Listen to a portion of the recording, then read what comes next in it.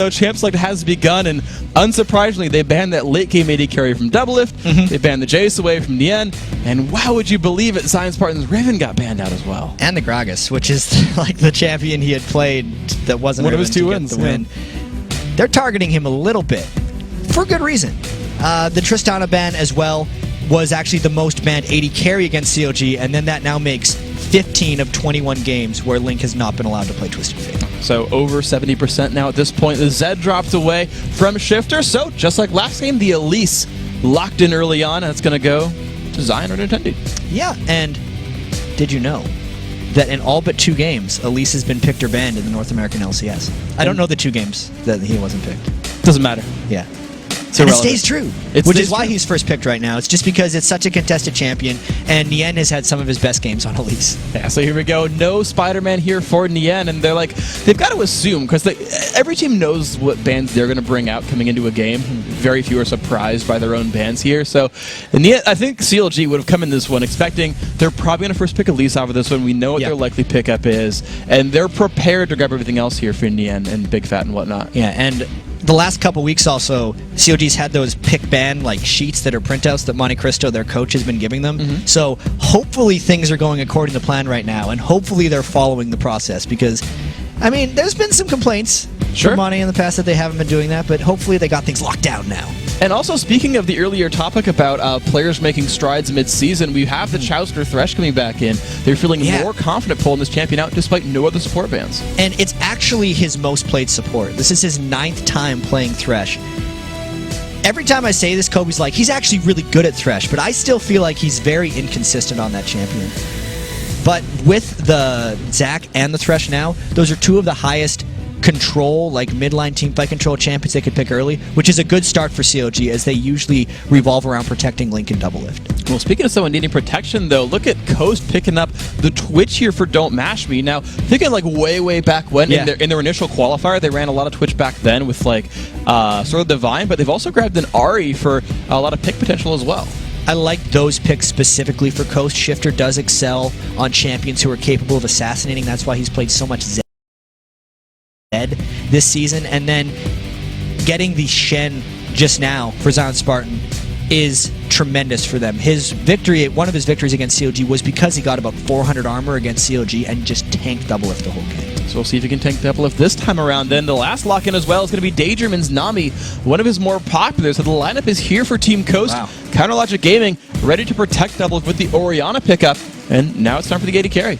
Every once in a while, you look at a team comp and you just say, that's a lot of good things. You can't really explain, first off, like why it all works well together, but it's just a lot of scary champions that Coast is being locked in.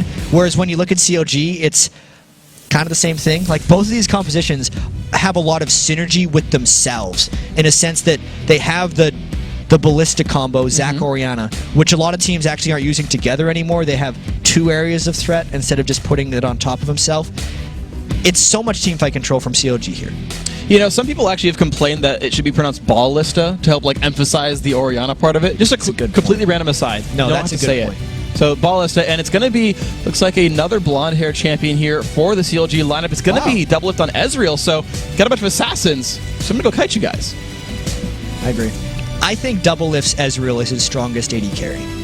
Every time he gets blue Ezreal, since they take the game out long enough, he just seems to add to control. Like, whenever CLG can get enough teamfight control, they seem to win games. And if you look at this composition, they have that. Like, they don't have a huge amount of upfront damage, but I think they have the ability to outlast Coast. So I prefer the CLG composition here, even though Coast composition, as I said, they look really scary. They are really scary, and I just like the fact that Coast will be locked up for like 5 straight seconds during this team comp. Like, you get knocked up by Jarvan, and then Zac hits you twice, and Orianna shockwaves you, and you're like, at some point we can start doing damage, but I guess we're dead. And that's actually what they need to keep Elise and Ahri in check so that they can't get through. And also, I feel like Doublelift has enough smarts to outmaneuver at least Zion and Nintendo, as long as CLG can keep Shifter's Ahri in place. And he's been actually, I would say, some of the most successful on Ezreal. Look at the All-Star game. His pentakill there was on Ezreal. Actually, just last week, he got a quadra-kill on Ezreal. He's been putting up a lot of great performances on that champion. I feel like for someone to outmaneuver enemy champions, Doublelift Ezreal is one of the top ones for it. He's just so good on that champion. And this game, is so important for both of these teams. 7th place, but only 2 games back from 3rd is where Coast is sitting, and then CLG 3rd place, but 2 games back from 7th. The winner of this game, they're just going to collide with each other very soon if Coast manages to win and CLG loses. So both from a distancing perspective and a saving a season perspective, it's a big game for both these teams. You're absolutely right. If Coast wins here, they tie Dignitas for 6th. They actually basically get themselves into the playoffs at that point if they can win out. So here we go, guys. Coast in the bottom left, CLG in the top right, wearing the red, and it's going to be time for these teams to determine where they want to go early on in the game.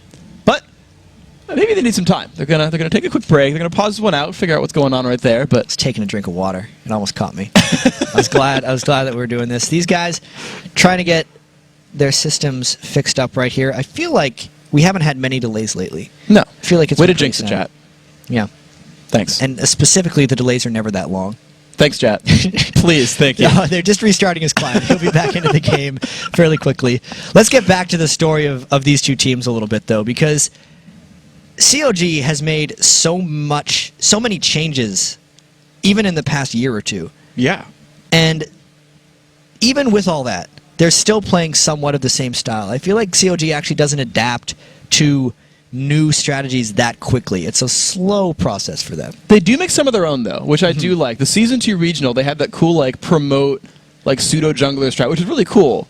Once in a while, they bring out something completely unique that no one else has done before.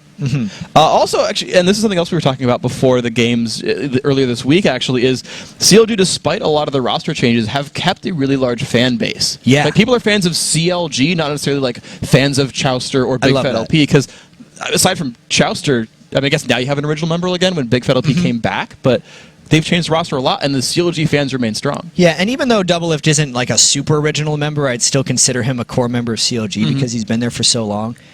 These guys are very experienced players, and sometimes that makes it difficult for them to have this kind of outside view. And it's something, to CLG's credit, they've done a very good job of this split, saying, we suck right now. Every single one of them, when you talk to them in interviews, they're very humble about their own position right now, despite them being so experienced and having so much international experience and big tournament experience. They're very humble, and they know they need to do a lot to improve. Oh, we'll see if they can keep doing that, of course. They are top 3 right now, which is a good spot for them. They got, they were, I'm like blanking, top 4 right at the end of the last split. The last split, they finished 4th. Yeah. Lost to Vulcan in the Velocity in the relegation match, and then they beat Azure Cats in the relegation to stay in. So they're actually in close to the same spot they were last split at this moment in the season. Which is interesting to look at too, because you've added Cloud9, who have kind of dropped everyone one spot down. No. But Nian's about to face check, gets spotted right there. They charm him up while they go for more damage. Looks like not too much right there, forcing CLG back from this one. Looks like they didn't burn too many cooldowns on the big tank. That could have been really dangerous. Yeah. If Daydreaming was in range for a bubble. Because he could have timed that just right to lock Nien down, but specifically because they didn't get the bubble, they didn't want to focus Nien in a level 1 fight just because the blob passives are so damn hard to kill at level 1, and there would have been too much distraction in the level 1 fight that I don't think they could have converted that into a winning fight. So then good news all around by these guys. Coast, though, walking right through a ward, and they don't know necessarily that they've been standing on top of it. They've been pinged out. CLG knows exactly what's going on. And actually, you can see the champion models right there. That's the view of CLG. They know exactly what Coast are up to, that they are still kind of retreating down to the side. I feel like Coast has a lot of superiority at level 1 if they want to try to find a fight. Because even though CLG has Chowster's potential death sentence from Thresh, that's no match for Charm Bubble combo if Coast were to catch anyone. Because Zion Spartan could just taunt for good measure at the end and finish locking them down. That's why I feel like CLG is invading a lot. There's very scattered wards throughout the map here, but at the end of the day, I don't know what's going to happen. I don't really either. Of course, CLG, though, looking to put pressure on this left side blue buff. Zion Spartan is here to help defend Zion, but they might force the smite out of this one. Heck, they're going for the flay. Nintendo down to half HP right now. That was actually great level 1 planning by CLG here, because Coast does not have enough aid for Nintendo to take this blue buff. Chowster alone is stopping him from getting that, and Doublelift isn't even losing farm. That was all made possible because Big Fat LP completely soloed his red buff. Huge props to CLG there at level 1. And actually, at the same time, Nien is actually soloing the wolf camp in the top side of the jungle, knowing he's fighting a 2-on-1, saying, I don't even want to take XP. I'll get this, recall, come back.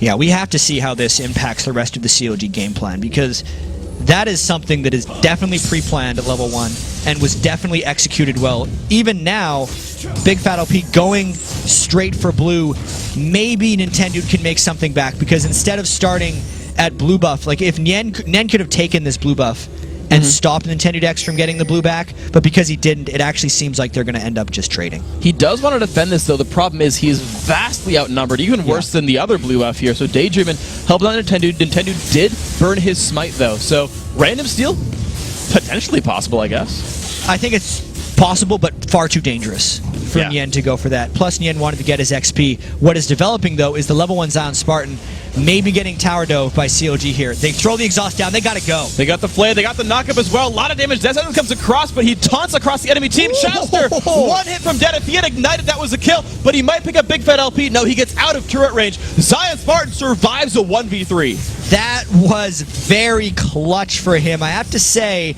not the cleanest gank by CLG. Since Zion Spartan taunted Chowster while he was in turret range, Chowster got away with, like when I checked his health, it was at 8.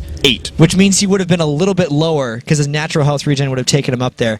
That's got to feel really good for Zion Spartan to survive that with just the Doran's shield start. Yeah. By the way, we're paused because apparently Zion Spartan says he's lagging. So he did all that. Just, you know, it's lagging. With 10 ping instead of 8. Yeah. Yeah.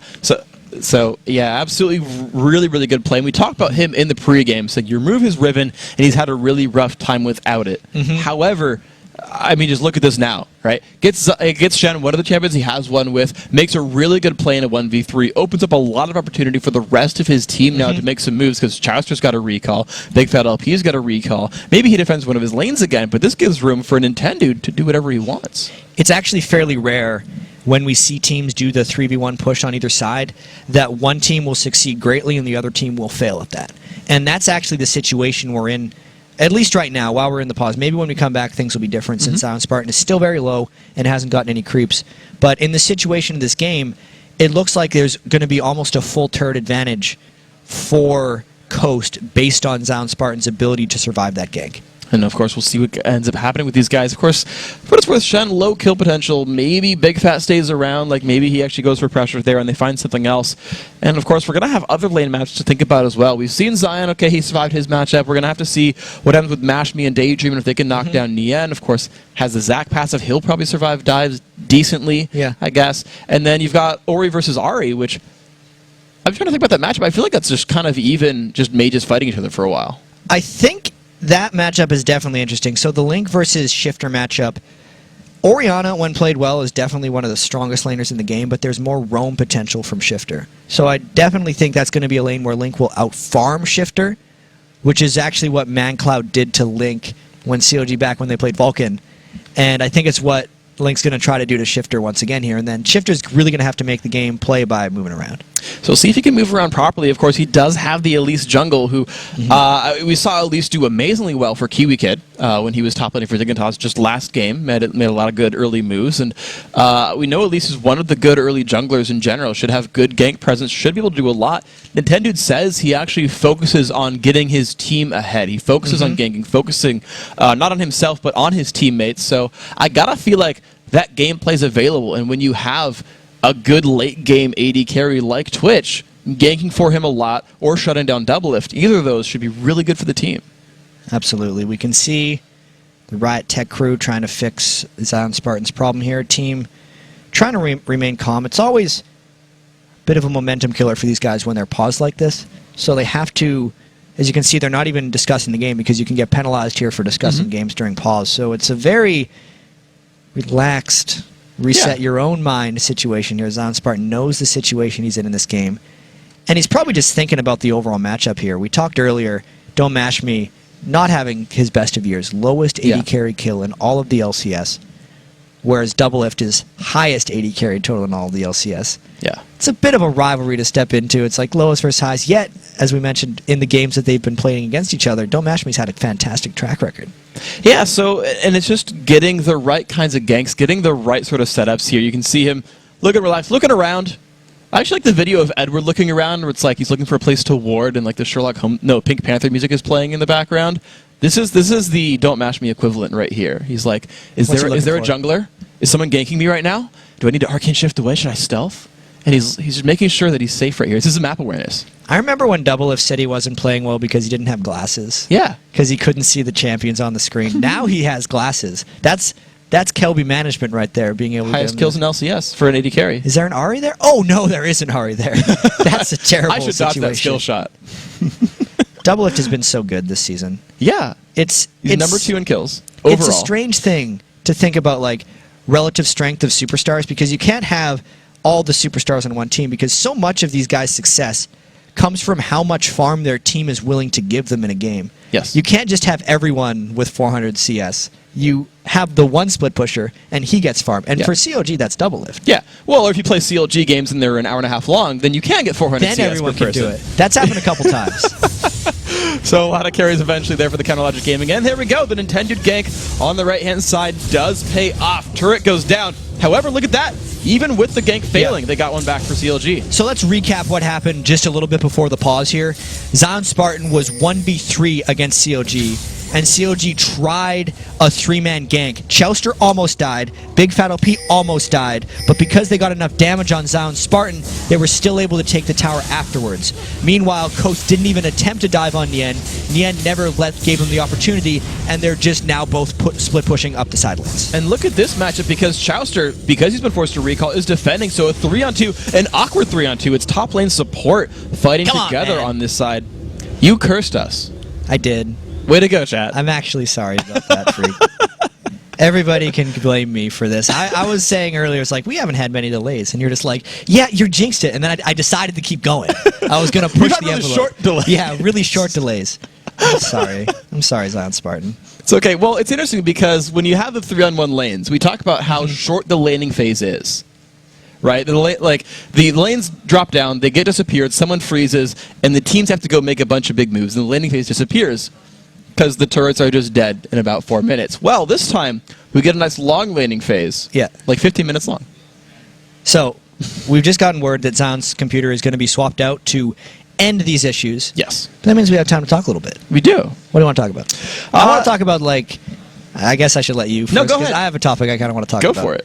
I want to talk about the evolution here of the game we're seeing in North America, and how, like, the dominant strategy of a lot of the teams in the world is kind of like the way Cloud9 plays, if we're looking around the world in the leagues. And it's actually what a lot of these teams have been trying to emulate, and the teams that are okay with it. So, to expand on that a little bit, what I feel like Cloud9 does a lot is they pick as strong lanes as possible.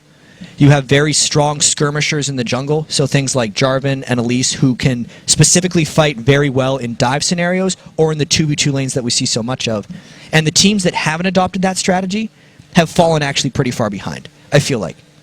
It's interesting because, and this is what Cloud9 has said about like following the Korean teams and their favorite picks and whatnot. Like, I always want to ask, like, what level of strategy is because the best team happens to be using the strategy and everyone emulates the best team versus what is actually the best strategy. Because I remember, like, way back when Counterlogic Gaming was the best team back, like, pre-Season 1. And a lot of teams were like, man, CLG is, like, sort of unbeatable. Like, they're just ahead of us. Like, I don't even know what to innovate. They're just going to win regardless. And CLG sort of determined how the game was played. And you look over at Europe in Season 2, and you had very different play styles. Yeah, they were the ones who were doing the AD carry and support in the bottom lane. Right. Yeah. Right. And yeah, you're right. In Season 1, I look Europe, back to Season 1. Oh, yeah, sorry. No, it's fine. Gun. So, yeah, Season 1, Europe was like, well, hold on. You can run AD carry support bottom lane. I mean, I'm thinking back to even WCG where, like, and this won't make sense for anyone who wasn't around back then, but, like, Garen Tarek was, like, the best bottom lane ever. Yeah. Because you would stun and spin on them, and they would just die no matter who the champion was. And the Europeans were like, well, no, you run AD carry support. Like, they knew exactly what champions were going to get picked there, and I was like, yeah, go take that. Go take Garen Tarek. Go take a Mumu. That's fun. Here's our other comp that beats it really hard. Yeah. And had done the research preparation. Yeah, and I apologize if we're going through this too fast because we're really excited about this topic. Yeah, but so that's the specific thing, because to get back to your point of there's the dominant strategy and there's like the best team, but I also feel like that's open to counters. And we were talking with Monte Cristo a little bit about this, about the Korean scene, because for instance, the last finals where we had Flame versus Ozone. Yeah, there Azubu Blaze versus MVP Ozone. Yeah, Azubu Blaze. Yeah, I was saying Flame. Yeah, Flame and Blaze are kind of the same thing, man. I was really annoyed when he changed his name because his name wasn't Flame until he joined Blaze and was like, I'm just gonna make a really trolly screen name. That guy's a jerk. He's also amazing. He's really freaking good. But no, to get back to the story, Flame and Blaze were very good at manipulating minion waves, and it was almost a bit of an evolution of like the fast push strategy, where sometimes they'd often use it against teams, but the whole way that their dominant strategy was to have Flame split push and become very powerful. And if Flame wasn't doing that, then they'd end up failing. So what MVP Ozone did is they picked a very specific counter to that strategy, in which they took Zed and just went and killed Flame over and over again and 3-0'd them in the best of 5 finals, which is actually what I feel like the strategic diversity as we move on and teams are trying to take down these dominant teams is what they might be leaving themselves open to. We just haven't seen it yet in North America because no one's been able to counter Cloud9. And that's actually an interesting point because this is a weird stretch, but bear with me here. It's almost CLG-esque, like early split or like last season where like CLG had Double Lift as a carry, and then everyone else played support. Like Hotshot and Link were like, oh, we're on Orianna and I'm on Shen, and you're just going to keep you alive. Whereas, so certainly like, Balls and High are both kind of playing carries here, and Medios is kind of taking farm from everyone. But because Sneaky's playing supporty AD carries, tends to play supporty AD carries. Lot. Playing Ashe, right?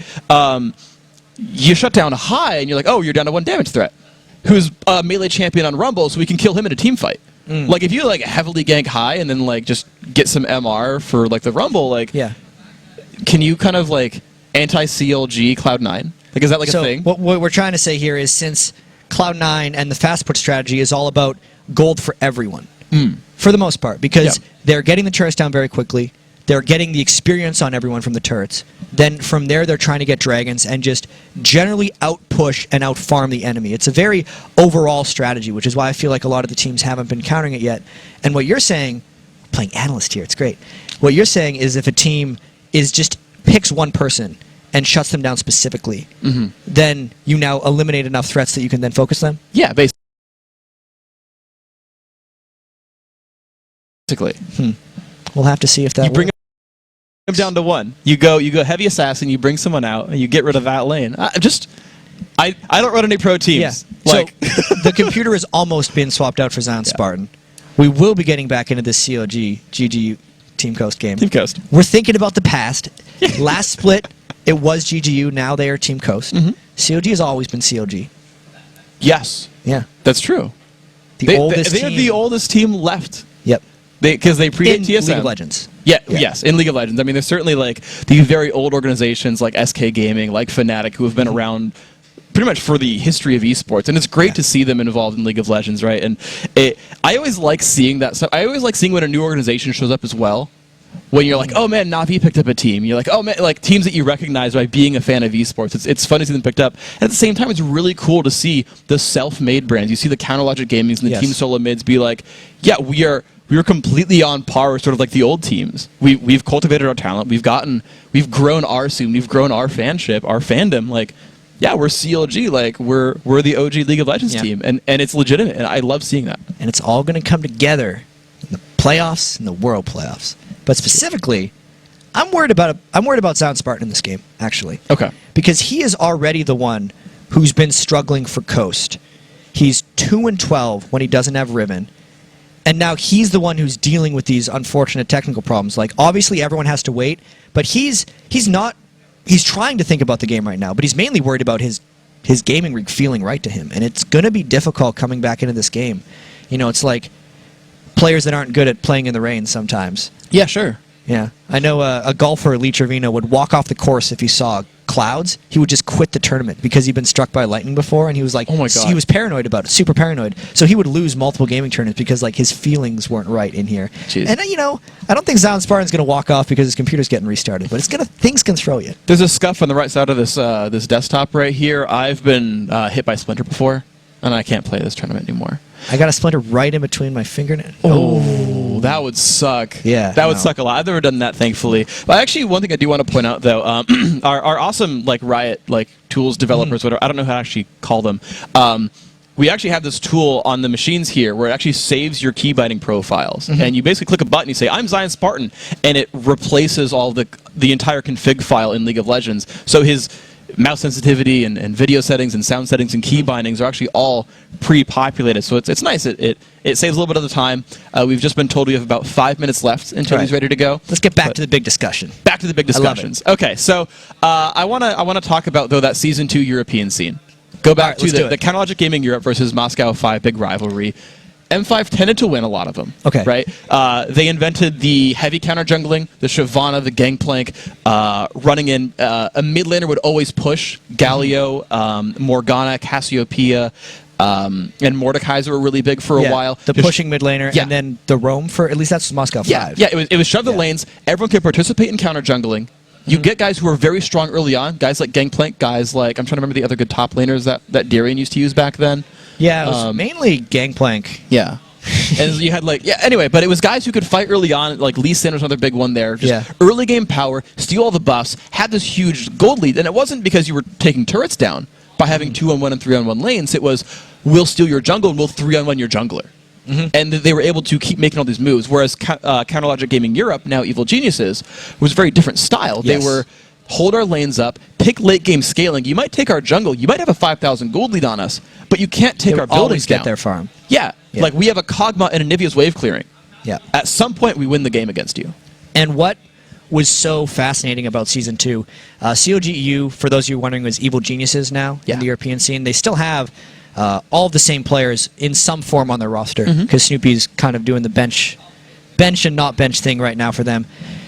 And they were the European equivalent of what Counterlogic Gaming NA was kind of in Season 1, where they only cared about their farm because they recognized if they made it to late game, they would be able to overpower a team. But their fatal flaw, though, was their inability to adapt to the really good teams. Because they were, I have to say, like, CLG EU last season was the most consistent team in the world. Every tournament, they'd be between second. I mean, there was that one they won. They won DreamHack. At DreamHack. But they'd be between second and fourth because they could beat everyone except, like, the next tier of teams, which was generally Moscow 5, who is now Gambit Gaming, again and again. Yeah. And it was really crazy to watch, where it kind of showed you that if you need to be at the top level of this game, you need diversified strategies. And this was actually interesting because this is something that, there's 2 points here, actually. So you have a team that's at the very top, like A tier, S tier, but plays exactly one style, right? The Cloud9 right now that we've seen, Counterlogic Gaming Europe from Season 2, and to bring up an earlier example, Azubu Blaze, who are like flame split pushes, and they play split push, and flame gets huge. And the litmus test for, are you an S tier team, are you a top team? This team will do exactly one strategy. Can you beat it? Can you strategize against certain teams and do your research? And for the example of MVP Ozone, they 3-0'd and did it. For the example of Moscow 5 back then, of course now Gambit Gaming, they found a way to do it. They got a bunch of early Guardian Angels and would tower dive you at 25 minutes and was like, before they were ready. Exactly. We can just hardcore dive you. We got it. We got it. We can do this. And so they found the strategic adaptations or tactical adaptations to do it. And so here we go. NA scene or you know, any team that gets up there, here's the change we make to get ourselves in there. And that's what Cloud9 has to worry about as they approach North American playoffs and actually World playoffs as well. Because, as we mentioned earlier, they are playing mostly the same game, and they are the bar right now for the top North American team because no one's actually been able to leapfrog them. And the real question is, who's going to craft a strategy to beat them? Because they're actually fairly scoutable right now at an international level. Yeah. And because of how much they've differentiated themselves, this is Cloud9, from the rest of the North American scene, all the international powerhouses that are going to be coming to Worlds, assuming Cloud9 makes it from the playoffs, they're going to be targeting Cloud9 first and foremost for North America. And they got to be ready for that. I imagine Cloud9 is ready for that because they've had Alex Penn as their coach and analyst this entire split. Lemon Nation is like a coach on the field for them because with all his theory crafting, so they should be ready for that. But to me, if I was in Cloud9 shoes, that would be my number one concern, is having a response to the first thing that beats you, because it's going to happen eventually. And that's a good point, because they, back at the beginning of the split, they talked about who they looked to for inspiration, the teams they looked at, and they said, we watch all the Korean games, and they're implying that Korea is like the strongest region. Like, we look at their champions, look at their strategies. And Korea I actually like because they've got a lot of top-level teams that play a lot of different styles. You've got the Azubu Blazes who split push all the time. You've got teams that go for these sort of pick compositions where you have like Ahri or Nocturne or a lot of Thresh reliance as well, where you create movement and then just catch someone out in the jungle, and then you use that to kind of snowball forward and make other moves. And so if they're continuing to do their research, which I assume they are, they've got all these different styles to look at and learn from and play from. There's actually a lot of dominant strategies, different complete options in League of Legends. Yeah, and it's about finding the style that works best for a team, because I've never seen, I mean, some of the good teams, like Gamut Gaming when they're at the top, I'd have to say like MVP Ozone right now in the Korean scene, play in a lot of different ways. The computer swap, by the way, for Zion Spartan, this is CLG versus Coast, should be done very shortly here, and we will be able to get this game underway shortly. Yes, yeah, we'll be there very, very soon. You got the last little lean in right here. I'm trying to make out the iconography on his desktop. I couldn't quite tell if that was the scoreboard at the top of the screen, but yeah, Zion on his way back in. So you were talking about teams, how many strategies they can play that fit their play style. Yes, Cloud9, it's hard. It is. It's very difficult to play a lot of different styles. Cloud9 says they have very good team synergy. They're always on the same page. They like to fight.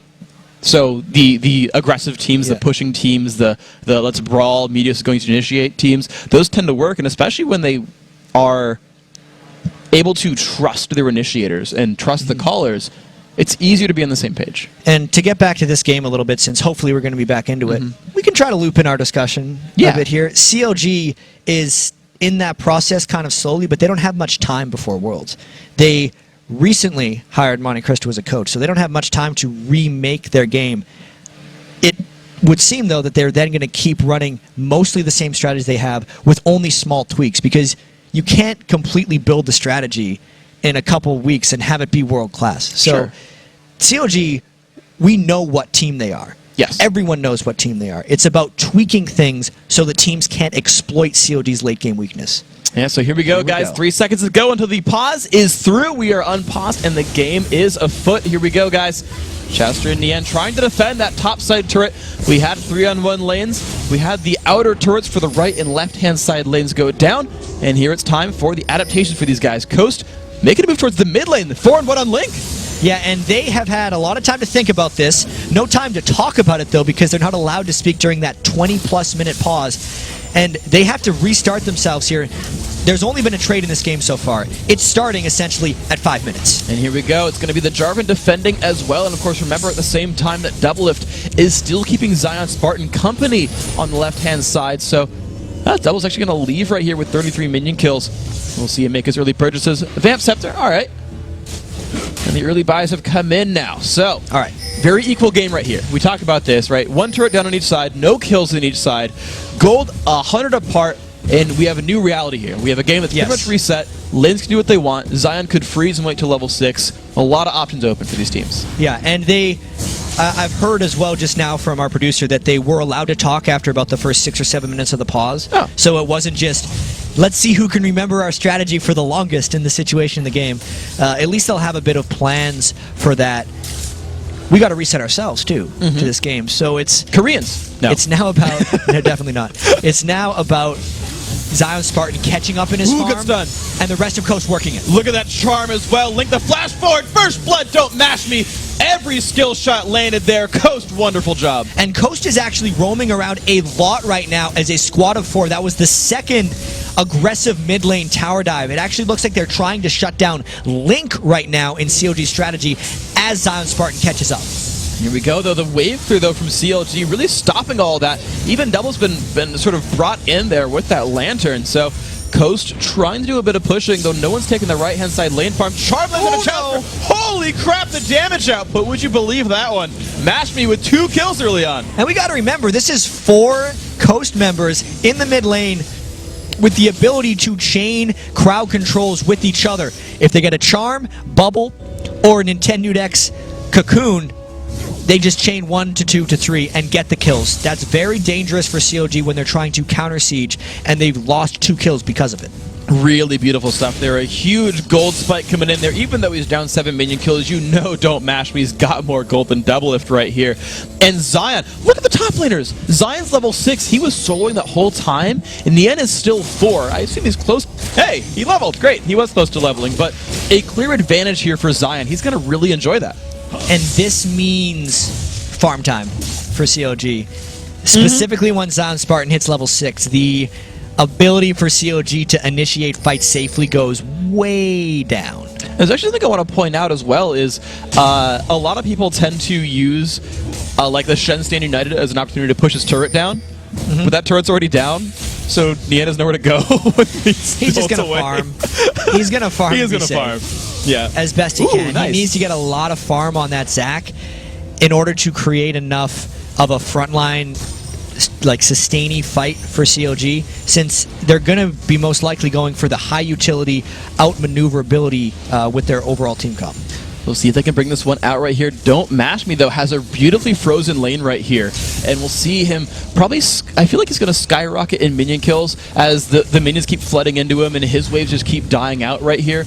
We'll see if Doublelift can catch up. We talked in the pregame about how CLG just have always had a rough time in the bottom lane against Team Coast. The only 5 kills for Doublelift. Don't Mash Me's been huge overall, and that might just still be happening. And it's weird because they're not even really laning against each other. Don't Mash Me got the lanes because Coast as a team was able to pick out CLG just in middle as they were grouping up. Doublelift was actually ahead in farm to Don't Mash Me, and he needs his team to help him as always. That's the reason Doublelift has the most kills as well in the LCS. As well, he can out-farm most other AD carries straight up. It's the later game farm where he really gets going. And speaking of getting going, Nien is actually trying to put some pressure onto Zion Spartan right there. A lot of sustain on Zac keeps him pretty safe. So we'll see if Doublelift can get going. He's now pretty much tied in minion kills to Mash Me, 70-72. Mash Me going for the early Blade of the Ruined King. You're seeing that get partially completed for him, but the lane is now starting to push back. So pretty soon CLG will get to play that farm game.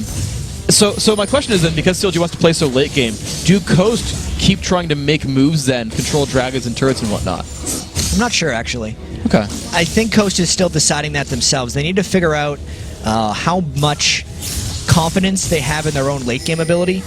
Because if I look at CLG's composition, I don't want to go late game against that necessarily. So it does seem as if once Shifter gets a little bit more breathing room in the mid lane, he should look to move around and force the objectives, because yeah, that's going to be the mindset that Coast is in for this game. They have to do that Gambit Gaming versus EG where they beat them faster than CLG can farm up. They're looking for it right here, though. They had 1,000 gold lead. That's going to be 2,000 gold. Well, 1,800 to be technically accurate here as they take down the dragon, and no contest at all there. Zion Spartan, the blue ward there, or sorry, the pink ward there to keep the vision away from CLG. The Zion Spartan split push there, and Shifter is able to hold up in minion kills so far. So because a lot of that early game pressure, he's actually keeping up to Lincoln minion kills. Yes. Their AD carries keeping up as well. Heck, actually, everyone has good minion kills here for Coast. They're doing a very good job keeping pace with CLG's ability to farm, despite all the roaming they've been doing. Yeah. It's rather impressive, and Shifter and Don't Mash Me are the ones who are going to have to capitalize on that, because they were the beneficiaries of the roam, and since the farm is equal, they're the only two people on the team that are actually much stronger than what CLG has been able to accumulate. So we'll have to keep a look on these guys and see what they're up to, because Doublelift now is going to make life a bit more difficult for Mash Me. He's frozen that bottom lane, so the rest of Coast have gone to the mid, but only Link is here to defend. However, that Orianna wave clear tends to be pretty strong. I don't know if Coast are going to get a lot more out of this one, and Tendu decides to go for the farm instead.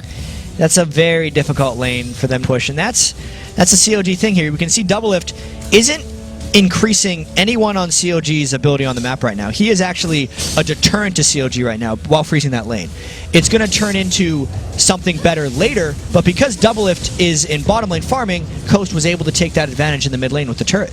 Beautiful stuff. Then 2-1 on turrets. Now 2,500 gold for these guys. Pick comes off on the match. Will they go in? The flay comes back.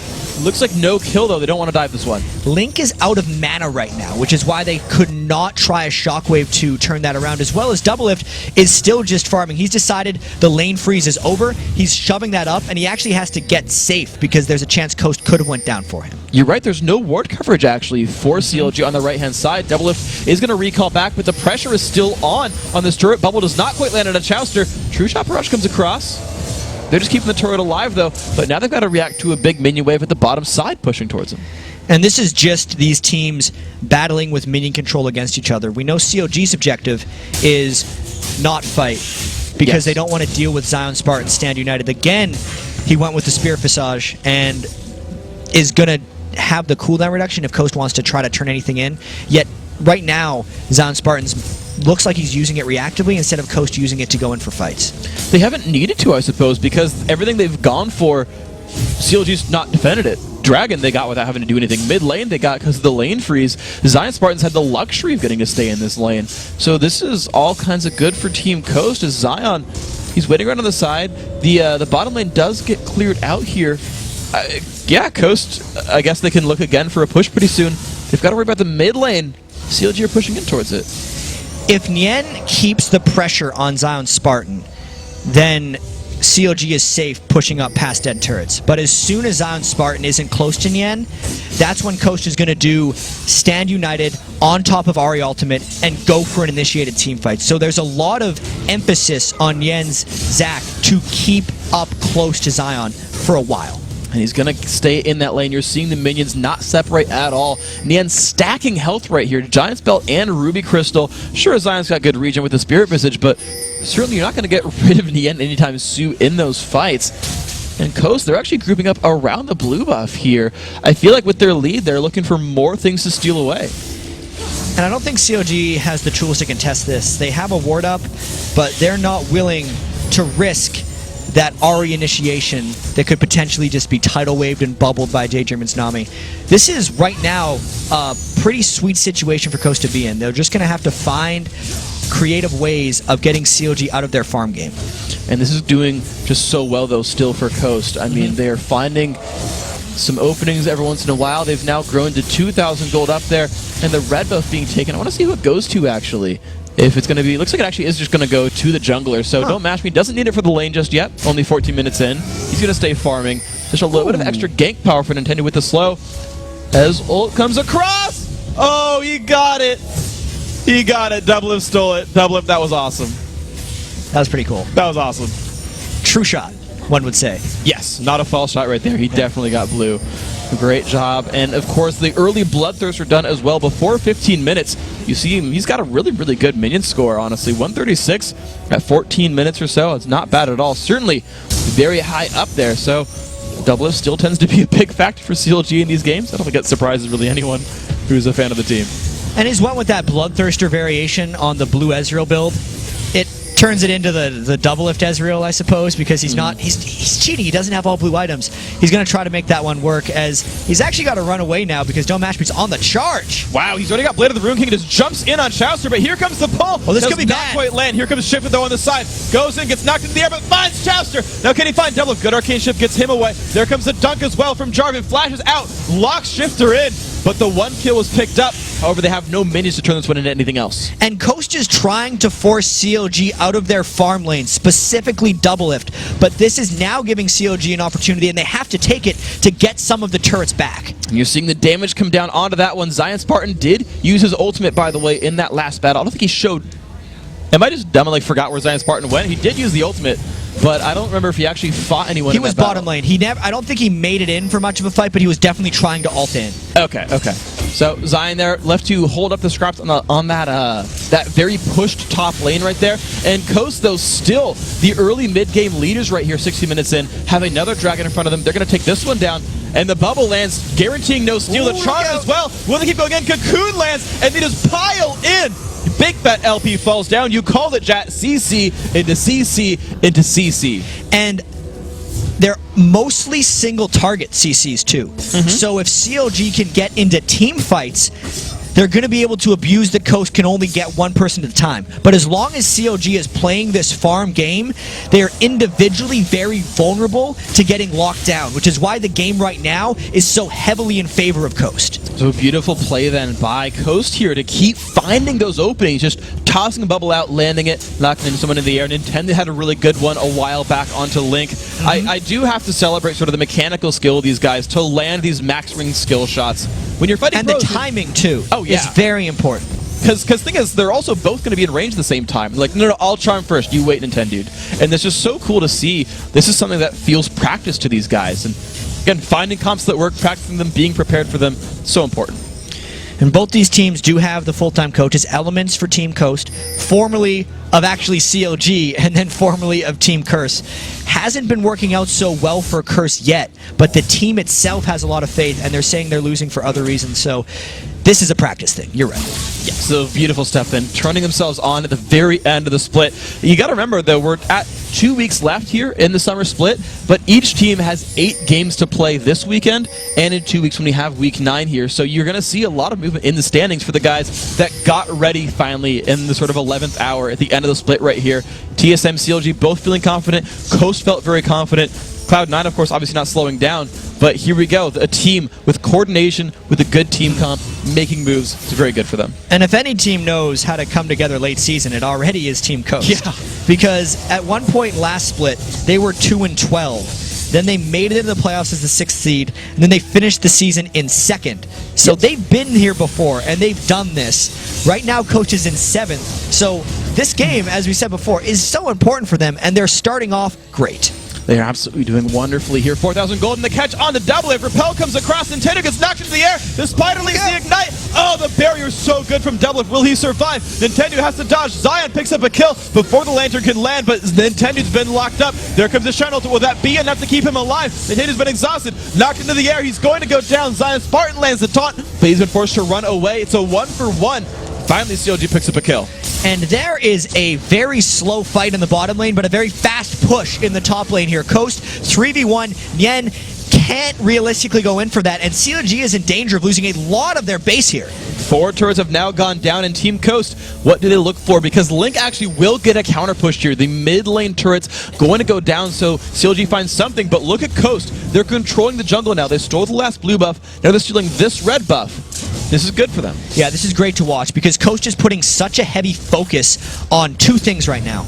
Pushing down turrets fast and stopping Doublelift as best they can. They're putting most of their resources into fights in the bottom lane and then pushing when CLG comes to support. What that's doing, though, is it's actually letting Link get going a little bit with his 176 farm on Orianna. We have to keep tracking this and see if all this play is worth it by Coast. You're right. I remember pointing out some of the minion kill scores a while back where the AD carries were far and away above everyone else.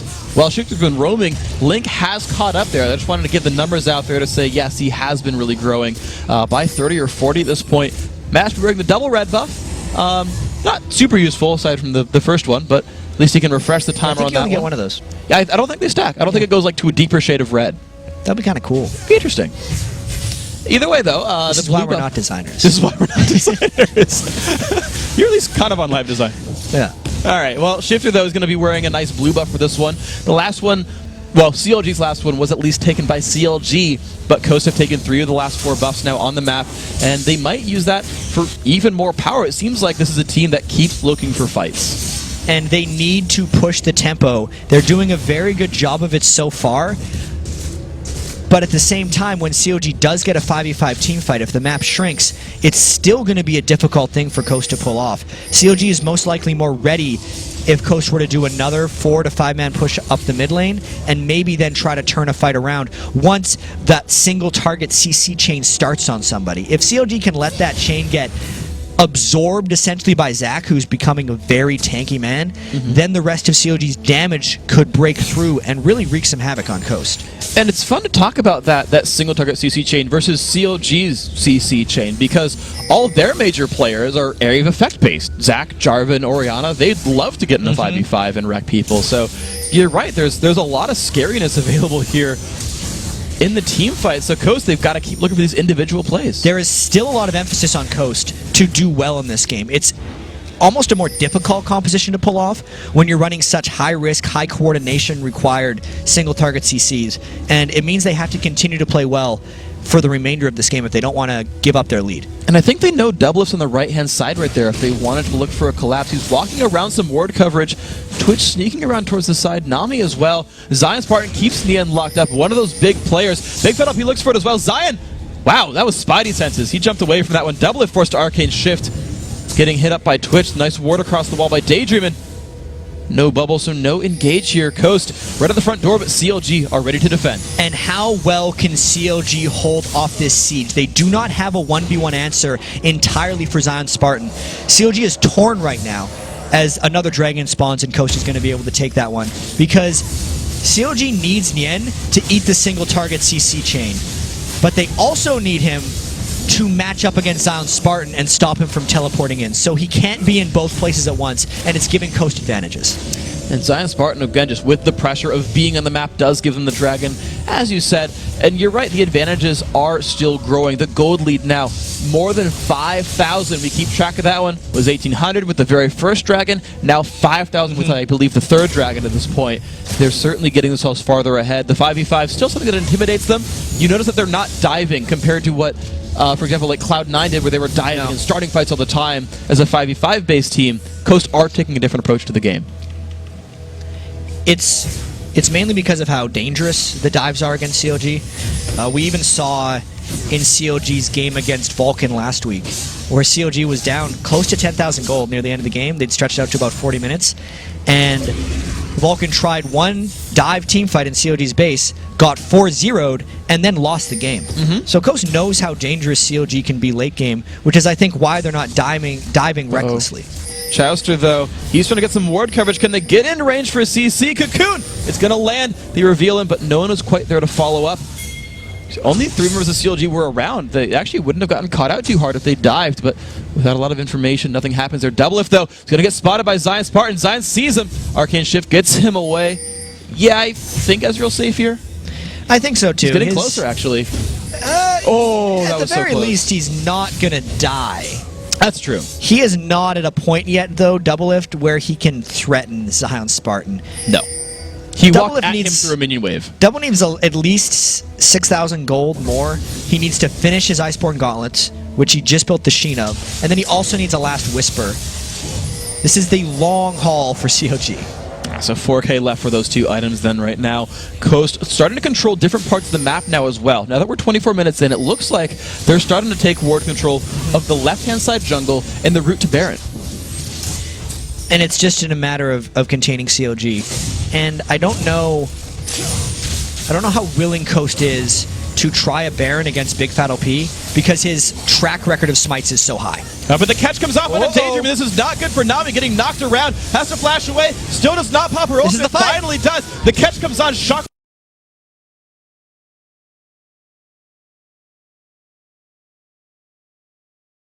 Go in. Spray and pray still coming across. Looks like CLG, no, nothing's going to happen for the rest of this for Coast, because Zion didn't make it in. No, they were able to kill Daydreamin before the Shen Shield popped out. And it's actually kind of beneficial, because I think Zion Spartan would have died if he made it in. The Shockwave was actually hoping for Zion Spartan when they killed the target and it wasn't in. But now CLG, feeling confident, might get caught out by that CC chain. They just find Chowster right there. He put the lantern down, hoping to scare him away. It's like, I have an Orion. No, you don't. No, you don't. I don't have any friends in that situation. Friendship was not there to save him here. Moo, I'm so sad for you right there, but no friends for Chowster either. Zion Spartan, look at them. They're just like gigantic flaming people not dying, trading blows, healing back to full health over and over. One of them trades a lot better right now. That's true. And that is Zion Spartan. He can obliterate Nien in the straight-up fight. And this is that track record of smites for Big Fat LP. Can he make something happen here? Doublelift gives them a scout, and that's enough to scare out Coast.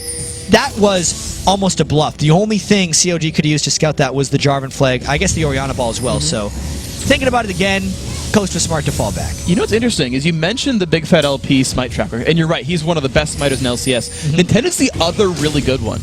Those are the 2 guys who I feel like have the most steals and have the most impressive steals. I actually want to see a smite battle between these guys. They're both going to smite it at exactly the same time. Both teams get Baron. And we'll see everybody with Baron for the first time in LCS. I don't know if there's ever teams that would do it. I think it's these guys. Bring in Cyanide to be safe, and then 15-man Baron from Fnatic. All right, guys. Zion Spartan, though, we saw him try to push down Nien. Unfortunately, he can't fight him under his turret.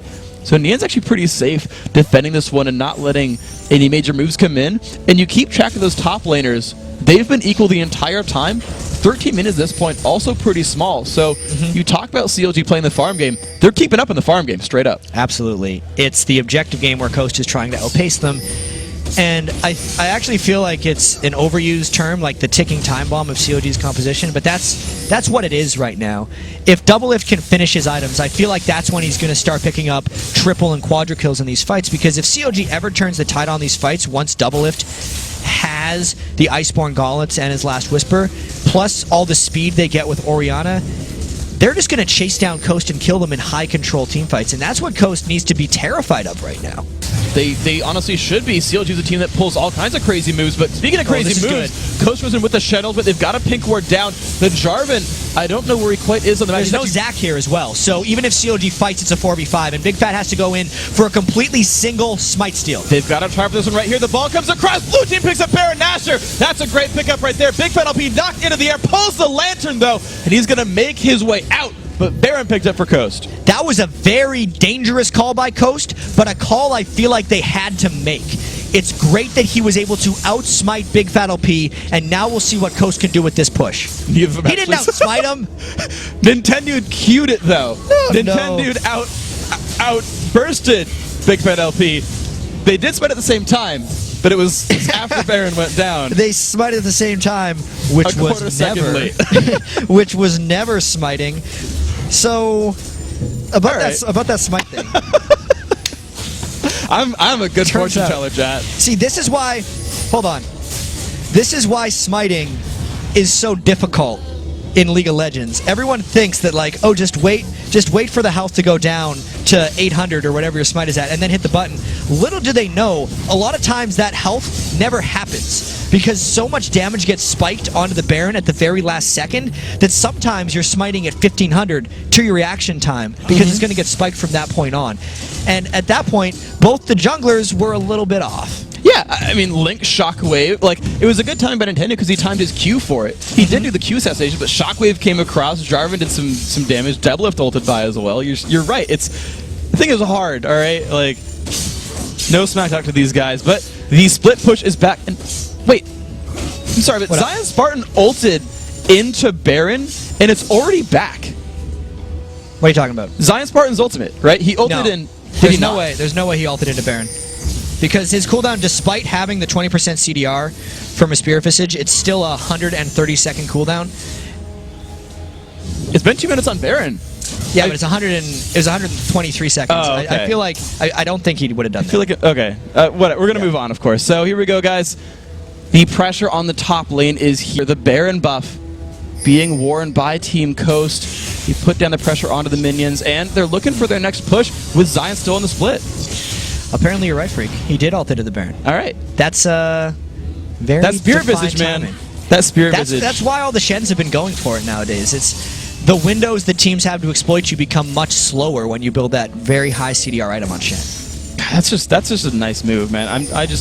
Zion Spartan's found a champion he's done well with, and it's good to see he's found something else to pick up. Second ban now required for Team Coast, I feel. And he's going to solo away this blue buff right here. 6-2 in kills, an 8,000 gold lead. Coast doing a very, very good job of continuing to strangle the map. You talk about the clock still ticking, and you're right. Yeah. But so far, every move they've made has worked out quite well. I feel like the clock is actually ticking pretty fast on their Baron buff too, because sure, the Baron buff is giving them extra gold advantage, but they didn't turn the Baron into any kills, which means they have to turn it into the objectives, and they've gotten all the easy turrets down so far. The hard ones are the ones that are defending the inhibitor, and that's the ones that CLG is the best at holding. Yeah. Coast has about a minute left if they want to try one of those turrets, and I actually don't think they're going to be able to get it on this push. They might try, though. So here comes the real test then. Can you get into Counter Logic Gaming's base? Let's see where these guys end up going. 3 members to the top lane. Shifter coming to rejoin them as well. Zion Spartan, though, still running across the map, so I don't know if they'll go in quite yet. The rest of CLG ready to wave clear. Bubble lands on a big fat. The CLG still holding their base strong. Coast. Yeah, you're right. I don't know what the opening is. If CLG never leaves their base, there's no opening. Yeah, especially since Zion hasn't even gotten the bottom lane to a point where it's pressuring any of the CLG turrets. CLG has no need to do anything. They know that fighting with Baron is a bad idea, even if they have all their AoE crowd control, unless Coast jumps on top of a turret and allows CLG free access to initiation. I don't think they're going to let them do that. I feel like CLG are the kind of team that is very smart about the types of fights they look for. Sometimes. You're right. They've had some struggles last week, actually, against Curse, where they were very indecisive about their fights. And hopefully they've been able to remedy that a little bit this time, because this game, they've been very smart about fights they don't take. And look at Zion Spartan. He puts one key strike and then goes, I don't want to get caught. He's being very defensive, very passive without taking damage right here, not wanting to get caught out at all. A little bit of Spiderling damage comes across. Double Lift forced to Arcane Shift around. A little bit of poke coming through. But actually, I feel like one difficulty here for Coast is Mashme doesn't get to hit turrets because he's so afraid of getting jumped on. Exactly. Anything could crush Mashme at this point. He needs to save his range for spray and pray. And he's not going to use his ultimate on a turret just to get some damage on it. It's a difficulty of sieging with Twitch, and the Baron buff is gone now. So at this point, CLG will be more open to initiating a fight if they see an opportunity. Oh, Zion Spartan, though. Oh, his Shadow Dash got knocked up there by Nien's E, but he's still above half HP, and a tanky Zac doesn't exactly burst a Shen out, so he gets to walk away and regen from this one. The stealth has just been used by Don't Mash Me. They're going to look for a little bit of a mini fight right here. Poke comes off on a Daydreamin'. A little bit of poke. No engage just yet. The flag toss down. Nope. Just the wave clear again for CLG. But at least Coast doing a good job of getting the minion farm from every one of these lanes. These teams are very touch and go. And Zion Spartan will eventually out-sustain Nien because of that Blade of the Ruin King. But CLG is so close to their base, I don't really think Coast is going to be able to pick up advantages after that. This is a situation where Coast has to catch someone by CLG off guard to create a fight that can win in the game. The goal lead is accelerating at a pretty good point for Coast, where they're feeling safe right now, but they have to proceed with a lot of caution because of how much weaker compositionally their 5v5 team fight is. Well, so far their split has been a little bit successful. That bottom lane inhibitor turret that Zion Spartan's been looking at is down to half HP. So some of that movement is getting made, some of that pressure is coming through, and they're taking things down. The blue and red buff has respawned for Coast, and Baron and Dragon respawn in 40 seconds. So even if they don't go for the base, they're going to find a couple more things to grab to push forward a little bit more. And I got to imagine both teams have this Baron timed. That's actually where Coast could look to get some good things to happen, because if CLG wants to contest the Baron and risk fall, or not contest the Baron and risk falling 15,000 gold behind, either way, that's where Coast will kind of get a bigger advantage. Doublelift is 1,000 gold away from his last Whisper right now, which is the point we identified as being what he needs to get to. But if he gets to that point and they're down 15,000 gold, it may just be too late. You're absolutely right. So the Muramana completed as well, though. So maybe he can't put his team on his back. Maybe Link can do the same. He does have Death Cap. I mean, there's at least good items coming through for these guys. They just don't want to hit that 15,000 gold mark, as you mentioned. The Baron alive, and actually, interestingly, Coast rushing for it hard right here with Shen on the split. And Link doesn't have his Void Staff. In fact, he has no magic penetration at all if we get a 5v5 fight here, but it seems clear that COD's at least going to try another steal. Nien wants to go in right here. The charm lands, and Big Battle P has not come across. Nien is alone right here. The Lantern comes across and saves him, but the team is still ready to battle. Here comes the smite. Blue team takes it, and Intended X grabbing that one in style. And now, oh my god, that shockwave just stops Coast from chasing. And again, a Baron smite off. This time, they both use the smite, and Intended X is the one to get it. So Big Battle P smited early. I think maybe it was actually the Q who got it. We never know. I think it was Intended's Q. We need Baron Death recap to tell us what got the last hit. But even so, that's what Coast needed, and unless CLG can heal up super fast, all home guard back, they're going to lose this turret. A lot of pressure on it right now, down below half HP in the end, looking to initiate on, but they're going to wait for the kill first. The flash back from Mashme wanted to not get caught. Ooh, no. And the stun lands. The Lantern saves the end, and Coast have to think about, do they fight without Twitch ult? That, if they could have caught Nien in that, they probably could have taken Inhibitor, and then the team fight could have finished off the game, but that's how tense it is right now for CLG. They can't make another mistake, and Coast needs to keep playing this incredibly safe, well-measured game that they've done throughout. They have had to win two Baron wars, essentially, just seeing who can spike down the Baron faster in order to get to this point. But now that they're here, it's about capitalizing on it and taking down CLG in their base. They're going to keep looking for it right here. I do want to compliment CLG, though. In every time they went for that like Baron steal, they never died. Like, he went in and tried to get, tried the smite, didn't get the smite, but ran into 5 people and got out. Those were some of the safest Baron steal attempts I've ever seen. Thresh enabled them to do that, specifically because of the teamfight control CLG possesses. They can engage and disengage, but they're just not strong enough to fight straight up. Maybe they'll go for it here. They're looking for the poke right there, and Intended a little bit low on mana right here. The Inhibitor down to half HP. Other waves not yet pushing out into the base. Pink ward comes down, it's going to get cleared out. CLG might actually give this Inhibitor up and try to hold the other ones. That's how dedicated they are to the late game, and knowing that if they lose one fight, the game is over. I suppose if you're fighting a Baron buff, you'd rather fight under your own turret. Yeah. At least that one actually shoots back, unlike Inhibitors. 2 Inhibitors down is generally the breaking point. So we'll see it soon. I hope. I hope Ghost will go for the second inhibitor as soon as possible. We have half an hour to go at CLG. I mean, I think they had like one of the longest pauses here in the LCS. Yeah. They've had the longest game of the season, and maybe they'll give Coast their longest run for their money. They definitely have a chance this one. I mean, here we go. Nintendo and Mash Me putting more damage. That turret dangerously low. I feel like CLG might want to fight for this one. But Nian's got no HP. Danger gets caught. There's no Orianna in this fight yet. CLG's fighting now. Shen-Oh comes across. Big Fat LP. Nice tidal wave back as well. 1 kill picked up. Nian forced to flash away. Burning down. Shifter gets the catch. 2 kills picked up. Flash Taunt lands on a Doublelift. Doublelift's trying to get away. Shockwave lands a bunch of damage. Mash Me falls down, but so does Link. Oh! Ezreal catches 1, 2 for 3 so far in the fight. But Coast have enough to take the inhibitor down. And now Doublelift on the chase. Can he get Nintendo'd? This is not too good for Coast, honestly. Oh, Zion using Blade of the Ruin King to kite away. That Blade of the Ruin King, Shen, giving them the escape. And that's the 2 inhibitors that Coast has taken down. It was a strange time to fight for CLG because the whole game, CLG had Nian countering Zion Spartan to stop that one.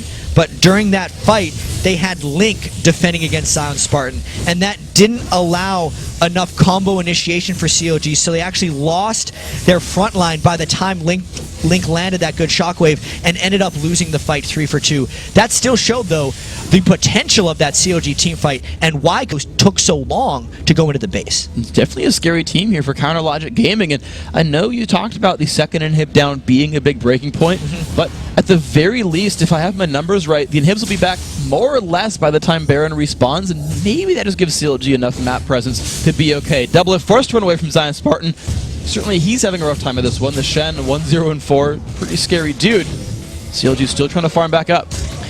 You could say this game is slightly lower kill than our last one. A little. Yeah, last one is a 34-minute game with about 3 million kills. Yes. This one's a little longer with slightly fewer kills. And more minion kills at least. There's many more minion kills.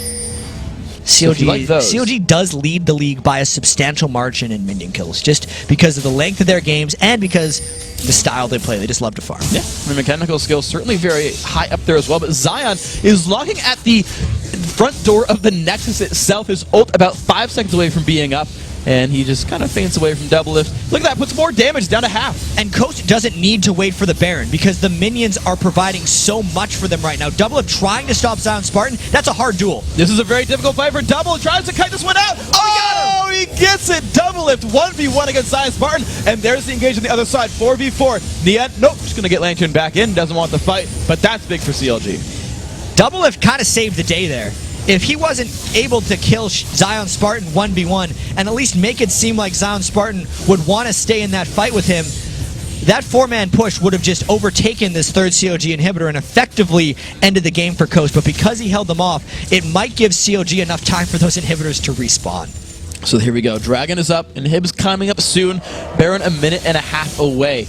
We'll see what the openings end up being here. As don't mash me, though. For what it's worth, Coast still do have control over both jungles. This is something they've actually been controlling very successfully now for the last, I would say, 15 to 20 minutes. Yeah. And it's helped them get a bit of an extra lead here. Doublelift, I don't think, has worn a red buff like all game. But at least he's got the Iceborne Gauntlets. Yeah. So he doesn't care anymore. He's wearing the Iceborne Gauntlets. Yeah. I was going to say, like, he's wearing a bluish buff because they're blue, but that would just get way too confusing. That was the true shot we talked about earlier. Sick blue buff steal.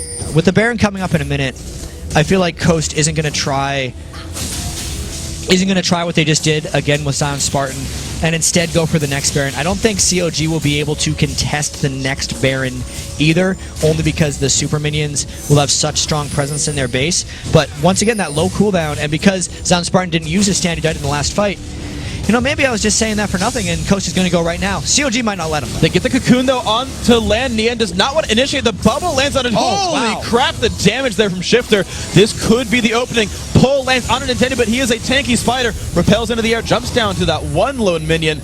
Double will not get to follow up, so that is an Ezreal down. Even though Baron is up in 15 seconds, this could be a great opportunity for Coast to go in. They win this fight, they win the game. The turret down low on HP. They've got minions as well. Cocoon does not land. They've got to be aware the Shockwave. They catch Chowster. Shockwave does not land onto anyone, and one goes down. The initiation onto Mashme. Mashme is safe, though, and into the back line goes Zion Spartan, locking up Double Lift. So many kills picked up right here for Team Coast, and they are just destroying the CLG lineup. Shift, they're forced to run away from Nian. This might be a kill picked up for CLG. Big shutdown right there, but control over the inhibitor is Coast. They've got a 4 versus 3. They've got Rain over the base. And they're able to get the respawn on the inhibitors as well, which are now indefensible after the lost fight by CLG. Coast actually can't end it right now, I don't think, because CLG has 3 carries up, but it's definitely going to be close. They're looking to do at least some damage. They're riding in after super minions. Nintendo looks for a little bit of wave clear right there. A bit of poke coming across, but that double lift, it's scary. The bubble does not land. They get some damage, though. Nian comes on in. Zion a bit low. Nian still getting chased down, getting smaller and smaller. Good true shot barrage comes across. And the minion waves are coming in faster and faster. Coast finally backing off, but the minion waves are going to be what keeps CLG in their base for the long term. And they're just running away. Zion getting away safely right there. Double lift forced to defend a bit. One of the inhibitor does come back on, and we're about to hit that average CLG game right here. Just an average game. Just an average game for CLG. No big deal. And now 450 minion kills on double lift. Yeah, not it's a walk in the park. Standard stuff. Standard stuff for these guys. And actually, despite how long that game has been, he's still kept up with the 10 minions per minute. It's that mark that's like, yeah, you've been farming really well. You've gotten 10 per minute right here. But as we saw in the pre-match, Don't Mash Me has the performance against CLG. So even though CLG's been giving Double Lift more of the farm, Don't Mash Me actually has more gold than Double Lift right now. He's at almost 17,000 gold on Twitch, highest gold in the game. And you can't argue against Coast's performance here. They have been playing it safe. So when they do win this game, which I feel like it's almost in the bag at this point, they should feel very satisfied with it. And Daydream puts up enough wards to make sure no true shot barrage will steal. So nothing's going to land this time. Nintendo does smite this one away. And there we go. 3rd Baron now for Team Coast. They could clean up Dragon, but it just is not worth it for them. They look instead towards what looks like the middle lane. The last stand here for CLG. I almost feel like the minions are more of a problem than Coast at this point, because when you have so many minion waves just knocking down on your base, it becomes exceedingly difficult to clear this away. CLG, if they can find an opportunity, should actually try to do a hard initiate before Coast can set up their minion wall. They might just go in. Here he goes. He gets the shot over to Mashme. Mashme forced to run backwards. Gets a stand united, but there comes a dunk in from Jarvan. Nintendo, though, just getting into the fray of everybody. 1 kill picked up on a big fight LP. The box comes across from Chowster. They want to kite on back. Double kill picked up for Mashme as he takes down the Zac as well. And now Double Lift has been slowed. Has to cut away from Nintendo. Does not land the stun right there, but Ruin King's gonna let him kite back. Zion Spartan lands the taunt. The flame comes across. Triple kill for Don't Mash Me. And this is going to be the game. Team Coast finally closing it out, finding the opening they wanted, and this is going to be their Nexus. And Coast now moves to 3-0 on the season against CLG, and a much-needed win for Coast. They come into this week in 7th place and need to position themselves now for the playoffs. That win means so much for Coast. Exactly. It ties them for 6th with Dignitas. They are now, as long as they just hold on, if they can beat Dignitas in a heads-up match, if they have one left in the season, they can pretty much guarantee themselves a playoff spot. If Coast wins out, they're in the playoffs. Yeah. So, well, I mean, that was a really well-played game, though. You look at this, you look at the players, that's relief on their faces. It was... CLG definitely made Coast work for that one. Oh, yeah.